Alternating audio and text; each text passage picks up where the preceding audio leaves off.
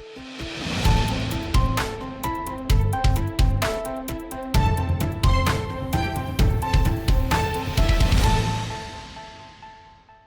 News नाज़रीन खिपरो ॻोठ कादिर बख़्श शहर में 3 ॿारनि जे पीउ जो वण में टंगियल लाश जो हथ।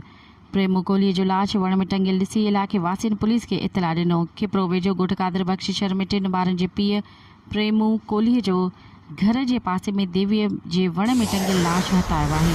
इतला बावजूदि खिपरो पुलिस वाक़े वारी जाइ ते न पहुती आहे। फोती जो मर्द ज़रूरी कार्रवाई लाइ अस्पताल बि खणाए अची न सघी आहे।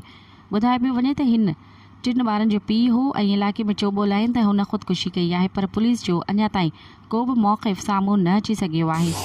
ब्रेकिंग न्यूज़ नाज़रीन जॻह हिकु दफ़ो ॿीहर दोहराईंदा हलूं। खिपरो ॻोठ कादिर बख़्श शहर में 3 ॿारनि जे पीउ जो वण में टंगियल लाश जो हथ।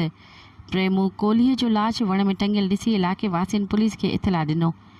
खिपरो वेझो ॻोठ कादिर बख़्श शहर में 3 ॿारनि जे पीउ प्रेमू कोहलीअ जे घर जे पासे में देवीअ जे वण में टंगियल लाश हथायो आहे।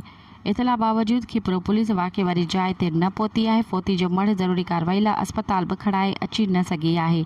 ॿुधाए पियो वञे त हीउ 3 ॿारनि जो पीउ हो ऐं इलाइक़े में चोॿो लाहिनि त हुन ख़ुदकुशी कई आहे, पर पुलिस जो अञा ताईं को बि मौक़िफ़ साम्हूं न अची सघियो आहे। मज़ीद ख़बरनि ऐं तफ़सीलात लाइ विज़िट कयो असांजी वेबसाइट www.awamiNewsHD.com ऐं ॾिसंदा रहो अवामी न्यूज़ HD।